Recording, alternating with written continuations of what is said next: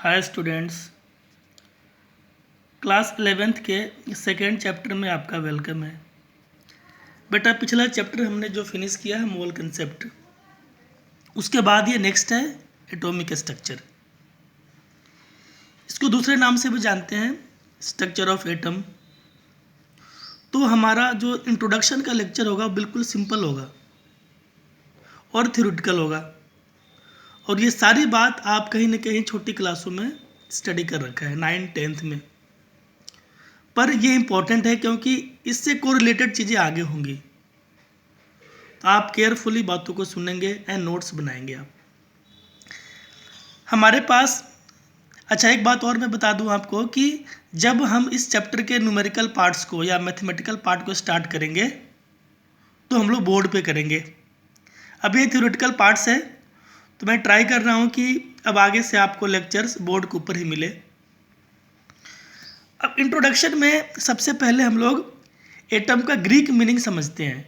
Atomic structure का जो atom word है, तो ग्रीक मीनिंग इसका होता है बेटा इनडिविजिबल, मतलब जिसको आप तोड़ नहीं सकते हो उसको एटम बोलते होते हैं। और ये एक अल्टीमेट पार्टिकल होता है। अल्टीमेट का मतलब ही होता है कि आप इसको क्रिएट भी नहीं कर सकते, इसको और आप छोटे चीज में डिवाइड नहीं कर सकते।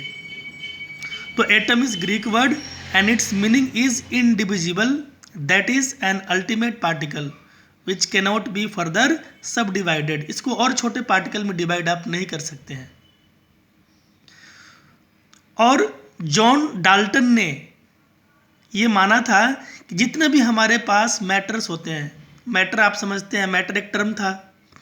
मैटर का मतलब होता है बेटा कि वैसा चीज़ जिसमें मास हो और वॉल्यूम भी हो, मास हो और स्पेस को ऑक्यूपाइज करे, तो वैसे चीज़ को मैटर बोलते हैं। तो जॉन डाल्टन के अकॉर्डिंग जितने भी मैटर्स होते हैं वो इनडिविजिबल पार्टिकल से बने होते हैं, स्मॉलेस्ट पार्टिकल से बने होते हैं, and that indivisible smallest particle is called atom. अब डाल्टन साहब ने कुछ बातें एटम्स के रिगार्डिंग बोली, उसको हम लोग डाल्टन एटॉमिक थ्योरी के अंडर स्टडी करते होते हैं। ये पहले चैप्टर में भी था, पर मैं सारे जो एटम से रिगार्डिंग थ्योरीज हैं इसी सेकेंड चैप्टर में आपको बताने वाला हूँ। तो डाल्टन का एटॉमिक थ्योरी देखो क्या बोलता है। तो ये बेटा जो डाल्टन ने अपनी बातें बोली थी, जॉन डाल्टन ने, वो दो बात पे बेस्ड है। जो मैंने आपको लॉ ऑफ कॉम्बिनेशन बताए थे उसमें 4-5 लॉज बताए थे आपको। तो जो लॉ ऑफ मास कंजर्वेशन है और लॉ ऑफ डेफिनिट जो प्रोपोर्शन है उसी पे बेस्ड होता है आपका डाल्टन एटॉमिक थ्योरी। इनके थ्योरी की जो मेन बातें हैं, जो हमारे पास मेन फीचर्स हैं, मेन जो स्टेटमेंट्स हैं, वो मैंने पॉइंट वाइज आपको बता रखे हैं। बिल्कुल थ्योरेटिकल है, आप चीज़ों को ध्यान से सुनेंगे। पहला जो हमारे पास है कि each element is composed of extremely small particles called atom. जितने भी हमारे पास एलिमेंट्स हैं नेचर के अंदर, वो छोटे छोटे पार्टिकल से मिलकर बने होते हैं और उसी पार्टिकल को नाम देते हैं एटम्स। सेकेंड जो हमारे पास है वो कहता है कि अगर मान लो आपने दो एलिमेंट को लिया, हाइड्रोजन को लिया और दूसरा मान लो सोडियम को लिया, तो डाल्टन के अकॉर्डिंग हाइड्रोजन के जितने भी एटम्स होंगे वो आपस में एक दूसरे से सिमिलर होंगे, एक जैसे होंगे, और सोडियम वाले भी आपस में सिमिलर होंगे।